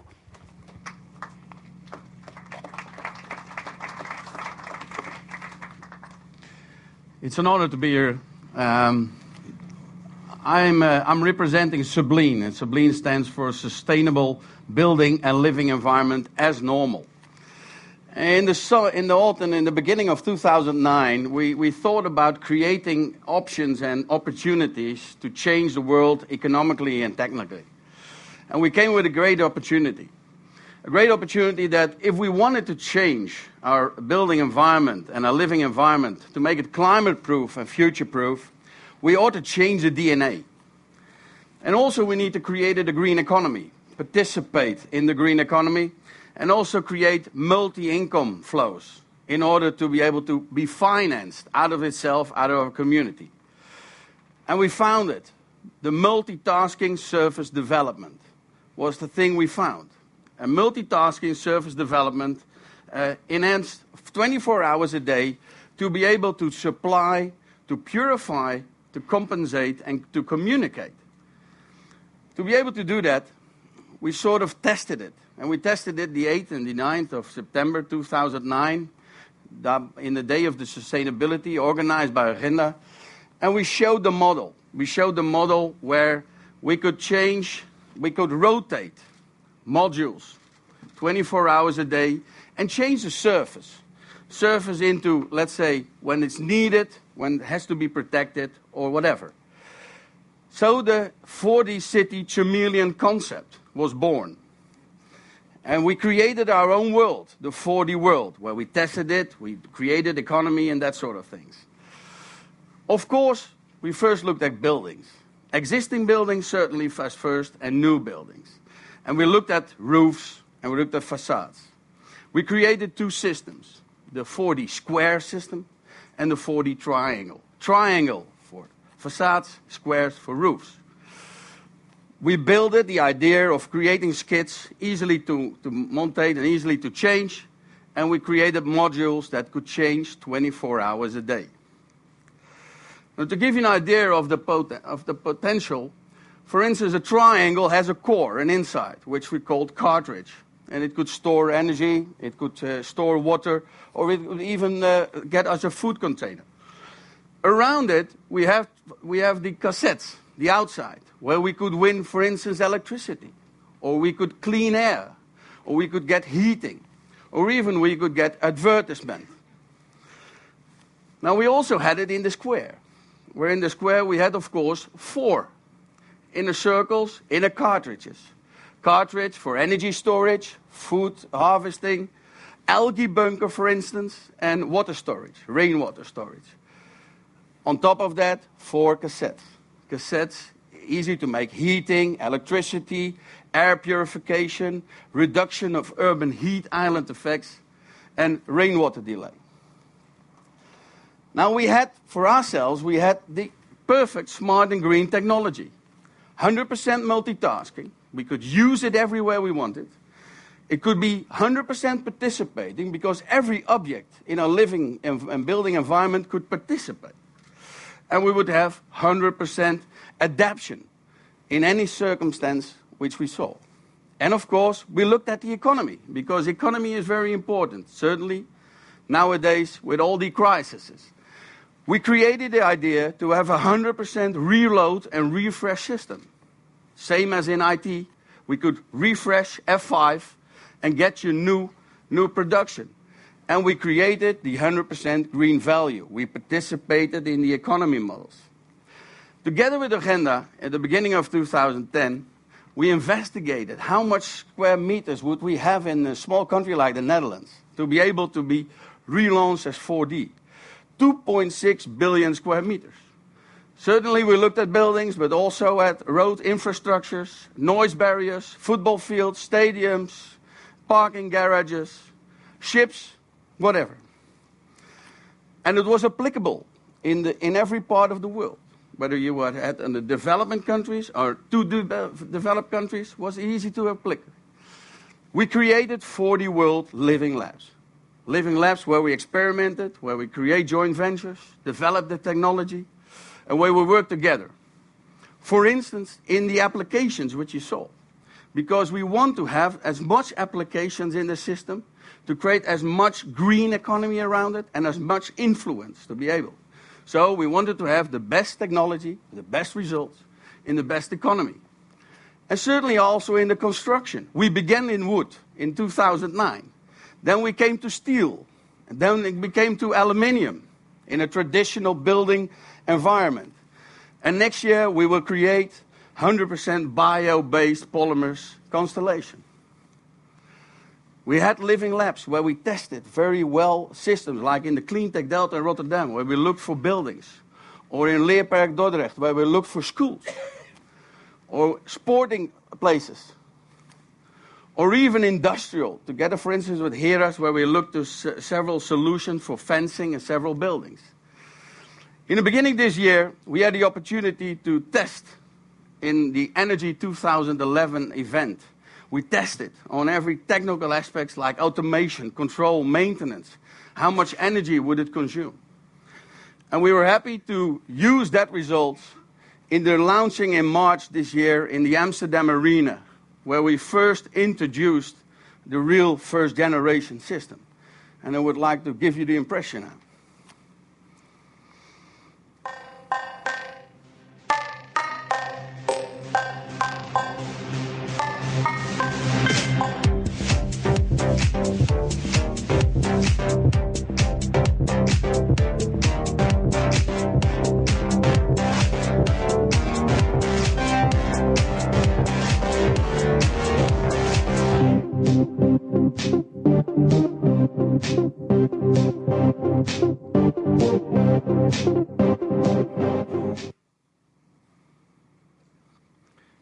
Now, we would like to place it here on the stadium podium. It's possible. It's in our bus, which we have here, but it's too big. Now, what have we seen and experienced in the last 2 years? We saw that we had the opportunity of creating a model that everybody had the necessity and the urgency to reduce, because everybody earned on it. We did all sorts of projects where people had to reduce energy or CO2, and they now are involved in the business model. So they have an advantage for it. We also saw through the multi-tasking and multi-income system that the return on investment and the payback time was between the 5 and 10 years. And it will reduce immensely the moment we got more of the more scaled technology with it. And we were in the middle of an economy model, in the green economy model. And maybe we are too hard in that, but we have to be able to be there because it has to be financed out of the society and able to speed up sustainability. And we had a very nice trigger model because technology, everybody could invent new technology to produce, to supply, to purify, to compensate, and even communicate. Now imagine what would happen. We have now created a non-building integrated solution. We plan in the coming 3 years to create a building integrated solution. And then we would have a wall, not necessarily with cement, mortar or stones, but a wall that would produce 24/7 sustainability output. Now what are we going to do? Because we think it's time to move. So what we did is we are going to launch 4 projects. We're going to launch the 11th of the 11th this year. This is the Day of Sustainability in the Netherlands. We're going to hit the first post for the Amsterdam Arena, where we will create a big surface at first. But also we will use every asset which we have for creating a school, a sporting terrain, and also a school in Africa and a school in the Netherlands, because we believe that this green barter industry will come. Now, I'm happy I'm in time because I didn't want to lose on this. What we always see is that somebody found millions of tons of oil, barrels of oil, in which part of the country, and which part of the world, even at the North Pole. Now, I hope to have convinced you that we believe, and we are convinced, that there are trillions of tons of green oil in our neighborhood, in our buildings, in our infrastructure, ready to be developed for the world oil. Thank you very much, and I hope you join us.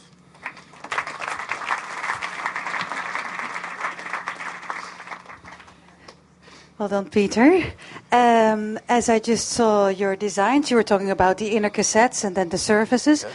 What about the maintenance of this system? It is integrated. We work together with experienced companies. It's integrated in the building integration and the building maintenance. So, of course, it's something special. But also, let's say, the revenues around it are so more special, exceeded, that it is logical that it has its own maintenance and its own operational flows.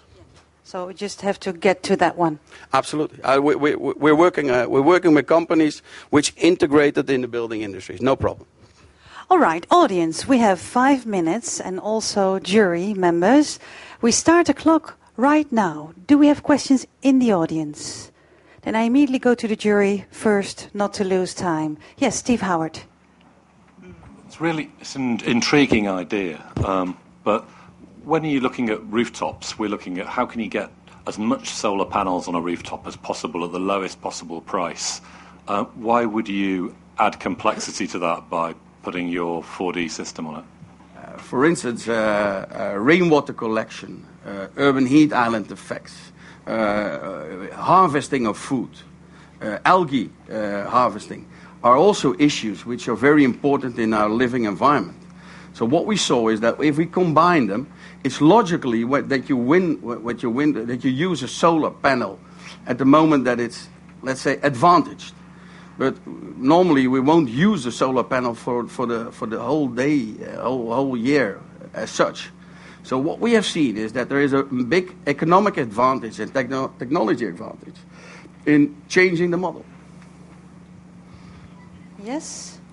All right. Here a question in the audience. Yeah, well, the question has been answered already, so yeah. Well, two minds, same thought. Right. William McDonough. Have you calculated the amount of energy required to make this system relative to the energy it would produce? Yeah, we did. And that's why we want to go to the bio-based, let's say, version, the bio-based polymer version. Because we came from the step from steel to aluminium. And aluminium is, although 95%, let's say, recyclable, and all our systems will be recycled, we still need a lot of energy over there in that production. So that's why next year we really want to have a clear cut in the, let's say, bio-based polymer version. Jury members, yes, Marty Pickett. When you mention compensation revenues, are you talking mostly about the advertising side, or? No, not only. You can that's have, included. That's included, of course, but that's communication. So you see that, communication will change. In our models which we have, you can imagine, for instance, a company like Coca-Cola rather willing to advertise in let's say, in commercials, which has an added value on it in their advertisement, than not. So compensation is, for instance, compensation like urban heat island effects or rainwater distress, which we have now in big cities. Right. Other questions here in the jury? Marieke van Schaik. Who are your potential clients? Have you done some market research on that? Yeah, we started with the industrial side and the social side. That's why we want to start social projects next year, like schools and sporting terrains, to be able to social and industrial. It's evident. We see it here in the Netherlands that like industrial companies or social housing companies or governmental, but that's something else, that they are forced to sort of transit. Only the problem is that we saw in the model that we had a multi-income system, which would actually, proceed the investments, not by governments, not by subsidized, not that sort of things, but we created our own feed-in models. So we will go industrial and we will go social. 2.6 billion square meters is. I don't hope they come in 2 years. I have a question in the audience. Yes, you just... Yeah, of course I can come over. Thanks. I think one of the beauties of the sun saluter was that it turns automatically. How does this happen? Do you see somebody sitting in every building deciding when to have advertisement on and when solar and when... Oh, no, that's a good... This one turns also automatically. It's censored. So all in our living labs, we sense it. We know when it's, let's say, economically interesting to harvest energy, or when it's necessary to let's say, to adapt to rainwater collection. So that's fully automatic. All our buildings, all our technology existing today is fully automatic. So we integrate to that. There's no problem. 24 One more question. You're trying to integrate 4 technologies, but it looks like that you have, if you have a solar panel, it needs the sun to make electricity. If you have green, it needs light to grow. And if it's a nice day, people walking outside, and you want to make use of your advertisement screen, I think it's quite challenging to combine these two things. Together with the universities in Delft and TNO, we created the model to know when we want it, to know when it's beneficial, when it's interesting. So we got the right balance.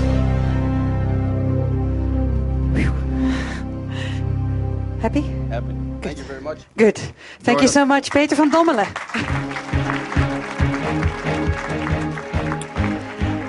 now, our last finalist of today, it's Andreas Zakaria. Please welcome him. And you will be telling us about carbon DM. Yes. Well, I think you've actually given yourself quite a difficult task, because you told me he was already here in 2007, right?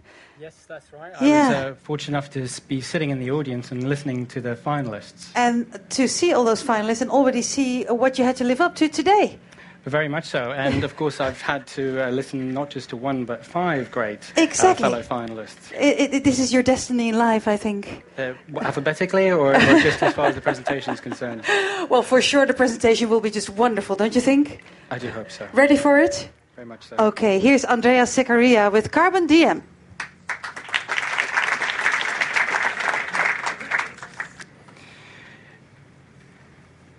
Transport emissions are unchecked and a growing and evident danger because of policy making. Smartphones are a fantastic opportunity to try and engage this threat, and behavior change is the lever by which we propose that this can be done. Our target is 4.5 million tons of carbon reduction within 2 years, and we believe that with Carbon DM we have that solution. I'm Andreas Zakaria. I'm the founder and CEO of Carbon Hero, and we are the makers of Carbon DM, a mobile app which automatically and effortlessly measures your carbon footprint by looking at your pattern and speed of movement. Essentially a carbon computer in your smartphone. So the first journey, I'm going to talk about 2 journeys, one at each end of my presentation. The first is of myself coming here. And all the time the software is running and it's trying to figure out what I'm doing. It's using GPS and cell location and it's pattern analysis. And the same thing's actually also happening for my colleague who actually takes another journey to come here to the Green Challenge. He has a different phone, he has a different route, but he's using the same technology. And here again, the software is tracking and making sense of all the little clues as he's moving along. And so we both arrive in Amsterdam, but the truth is actually we have rather very different stories to tell, and those stories are told by our handset, and it has the footprint on it. And this allows us to not only understand personally what is going on, but it allows us to converse about it as well. So it gets really interesting because the question is, well, what does that look like? Well, I'm trying hard, I'm doing my best, and there's my blemish. I came to Amsterdam, but I was trying to make a point about flying. I wouldn't normally do that. And this is the sort of level of information that we can hold.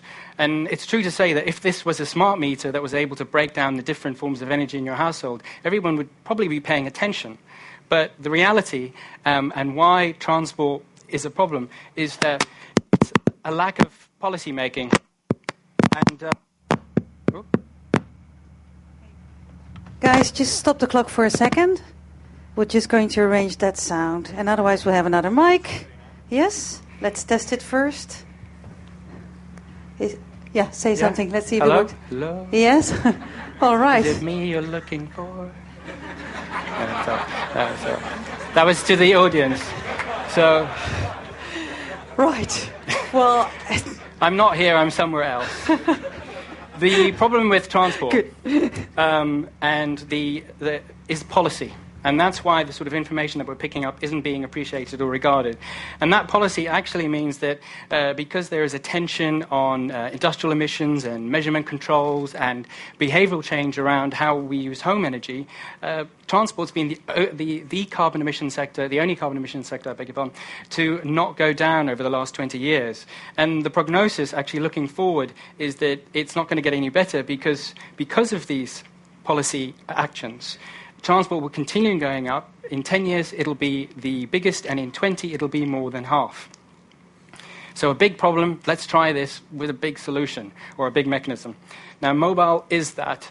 And what's really interesting is that the concentration of smartphones is actually in those countries in the world where transport emissions are the greatest. So that would be the EU and North America. And this year alone, in 2011, we'll see 500 million smartphones being sold. And in the regions we're most interested in, that'll be 190. And the collective carbon footprint of just the transport for these 191 million smartphone users is over 800 million tons. So to the Green Challenge objective, which is carbon reduction. Well, we believe that through behavior change and personal information, which is born of real measurement, that we can actually affect that. Looking at behavior change, it's very underrated. There are lots of fantastic examples. McDonald's introduced a menu, they put calories on it, consumers, they see this, they change their decisions, 15% change their decisions just by seeing calories. Oops. Oh. Dynamic speed signs, just a smile to keep your speed limit down, 13.2% reduction with a smile. Nike Plus, Twitter, real-time feedback loop, social power, social effect, studies finding, minimum sort of 11, 12%. So what do? Well, we're already displaying the data and giving that to the user. We are looking at carbon efficiency, so we try and tell the user, look, think about how many kilometers you can get out of every kilo of carbon. And we're beginning to use a social effect, which is you can see yourself compared to your peer group. And this is in an enterprise situation where we first started. So to the consumer possibilities and how we'd actually like to affect the Green Challenge prize, should we be so fortunate. Proper social network integration, really lever that power. On-device comparison tools, so the London-Amsterdam situation can be prevented before you're thinking about it. Car share matching, we know an awful lot about how someone is traveling if they're willing to volunteer. And from that, we can, for instance, match by percentage different journeys and then send out notices for car share. And personalized travel tips, where there can be smarter, cheaper, faster and greener ways that you may be doing something that's just born out of a habit because you've never known anything else. And the really critical part, of course, is accessing and servicing this big opportunity where these two markets cross. And finally, offsets. It's a last resort, but one can service them. So the power of numbers. Good data can be responsible for intelligent and different transport planning. That can lead to a better quality of transport service, and that can result in you going, yes, I want to take public transport more. And what's the net effect of that? Well, we think there's a good chance that's carbon reduction, right? More people using public transport, that's better designed. Looking at existing tools, they're manual. If they are automated, they're only looking at one mode of transport, and we look at 5. And they're tedious, and spreadsheets for enterprise just don't work. So carbon DM, multimodal, automatic, effortless, accurate, and you feel ownership to the data. So the second journey, it starts in 2007 and actually seeing Current and Igor win and being inspired and galvanized to come back ready with the idea, knowing what we want and actually when we need the help. So here we are. We've been building rich partnerships, diligently nurturing them, and that's led to the opportunity where we have even started this year having pilots with enterprise. And out of the first of the 5 industry-leading enterprises, we've had 6 join us. And what's really interesting is we're beginning to see the data come in, and it's informing and reinforcing what we believe is about policy that you can do with the data. Now, how would we deploy the Green Challenge Prize? It would be critical in allowing us to access the consumer market. And we would foresee that it could fully fund us for 2 years to access that market. But the really special part about what we do is that, yes, there's a high initial deployment development cost. But the moment you are looking at the actual distribution, the scale is incredible. So the second 15 million users will cost us 20% of the first 15 million users. And as I hopefully mentioned before, no, actually we'll do next, beg your pardon. This is the target that we have for the Green Challenge Prize funds. So we think it's fair to look at 191 million smartphones as our initial basket. We're going to look for 7.5% target. That'll be 15 million users. And looking at the previous behavior stats that you saw, behavior change stats, we think 7.5% is fair. And so we have a target within 2 years of a consumer launch of 4.5 million tons. Now, the Green Challenge Prize has the power to unlock what Carbon DM can do. And transport is a really big problem that suffers from the policy not exposing how big the problem is. And so we think we can help with that to change policy and to help the way people think about transport and their choices. And the great thing about mobile is it's a bigger lever to tackle transport with. So you can't manage or reduce what you have measured, and we believe we will provide the measurement tools. We believe that there are people out there who want to change their behaviors, given those tools, and that will lead to the carbon reduction that we are all looking for. Thank you very much.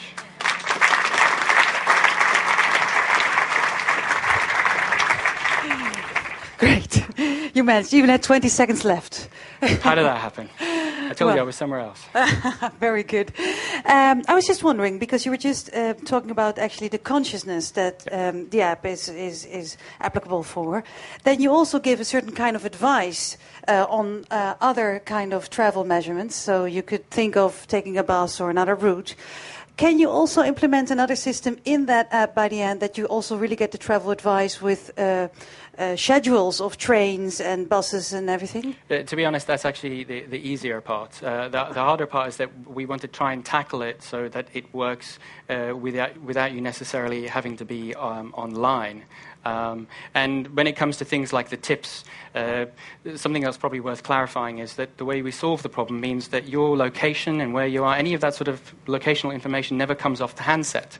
So by solving the problem on the handset, the only thing that comes off the handset, if you're sharing or enterprise, is your footprint and how much you traveled in terms of distance and time, but never your location. Now, if you share some locational details, then we can start helping you with, smarter traveling, or maybe there's someone you can share journeys with. So there's a sort of step approach to how you can solve it. And privacy was a really big thing for us. Yes, sure. Nice to hear. Okay, audience, 5 minutes for you and the jury for your questions. We start the clock right now. Who will be the first? Yes. Eben, you're so enthusiastic. Great. I love the concept of cultural change, because often it's better than a technical solution. And I'm just wondering, you talked a lot about enterprise. How do you see this integrating it with more personal social connections, whether it's Facebook or Twitter, or do you see yourself building your own platform? No, totally not. That's one of the reasons why we've come here, because we actually always wanted to tackle the consumer side, and what happened was that there is the legislation on the enterprise side. So we've kind of gone down that route in the hope that that will then help us to subsidize going down the consumer route, because there are different sort of costs involved. But the reality of what we've built for the enterprise is that it's a little bit dry and it's not really suitable on the consumer side. And that's the sort of step that we want to take next, because we can reuse what we've done on the enterprise side, the really hard stuff, the technical stuff. It's kind of now the soft stuff, where we want to make sure that this really connects with people. Another question here. I think it's very cool. I have a sort of doubt about, because we don't have so many choices. You either go to London or to Amsterdam by plane, or you can't swim, you can't walk. So I'm not sure about that. But what I really think is cool is the social networking, and particularly if you could use the smartphone and check on products. I'm buying this product. How much CO2 is it taken to get this product here? Because I think that really multiplies the choices and the usefulness of the tool. Can you actually do that, or you think of doing that to your software? What we're good at is transport, and that will be slightly outside of the realm of our expertise. You could partner with someone who might have a sales or retail channel that's about green or eco stuff. But the really nice thing about a mobile is that it's an extremely direct communication channel. So getting someone's attention and using that as a vehicle for all sorts of good reasons, it's very cool. In the back of the audience. Hi. You just mentioned that you are sitting on tons of information. How do you approach that? Is part of your business plan to use it in another way? So actually, one of the core aspects is that there is so little information around transport because transport gets treated as individual silos because of the way the information comes through. So the nice thing about a mobile is that a user doesn't, they travel across the different boundaries, and so we can use the mobile to get that richness, and that can be used to inform the way transport planning goes. Because we'd like to create better services, yeah. Right, just a few steps away. Yes, here you go. Hi, I was wondering, you were saying that you want to make your application as effortlessly as possible. Yep. But we're using many different means of transportation, like you've got different cars with different emission, like a Hummer won't do the same thing as a Prius, or a bicycle would do the same thing as a scooter. How do you distinguish between those means who've got the same speed? Yeah, okay. So I've just realized I kind of missed like a really big important point, which is that the software can distinguish between foot, train, tube, road, and plane, and these things are all happening automatically. And when it comes to a particular vehicle, so what happens is the most amount someone spends with the app is at the beginning when they register. So if they tell us what kind of vehicle they have, then we'll apply that emission factor. And when we think they're doing something that's on the road, what they've told us it is that they drive, that will be applied to the road, and that's how we personalize it. And yes, automation is really important. Hi. Do you take into account the carbon emissions of the data centers you will be using? Sure. We don't use data centers because the mobiles do the hard work. All the computational stuff happens on the phone. A mobile charger is approximately, for a smartphone, 22 kilos a year, and we cause approximately 25 to 30% extra battery usage. So in real terms, what that means is we can persuade you not to drive a car for about 25 to 30 kilometers. We've already offset the charger, and anything else after that, the discussion is moved beyond what is the cost of the app in carbon terms. It's just really about the scale of what you can do. William McDonough from the jury. Do you have any long-term plans around focusing on the use of renewables rather than simply the reduction of carbon? I don't know whether that's a question for me.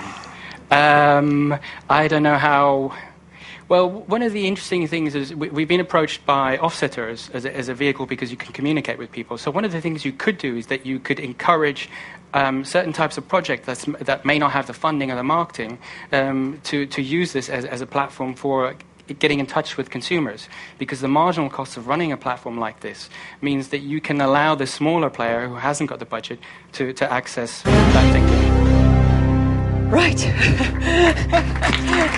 Thank you so much. Thank you. Andreas, please have a seat. Well, that was it. 6 inspiring ideas of the finalists. Thank you so much for sharing those ideas of yours with all of us.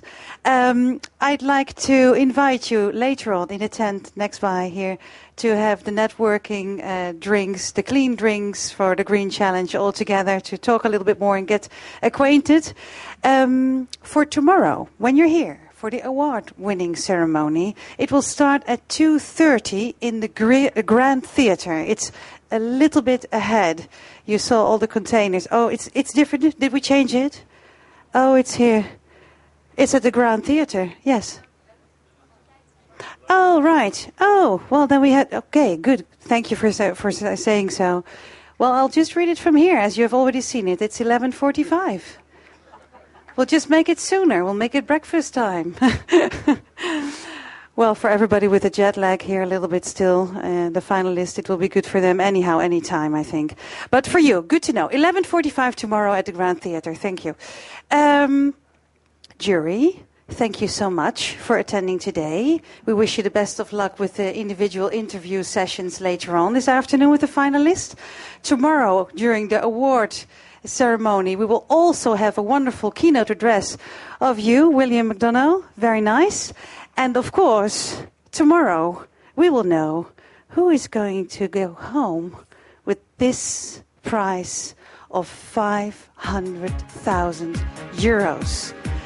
I wish you a good sleep, finalists, on this. And I'd like to see you all back tomorrow for the award ceremony. Have a nice day and enjoy.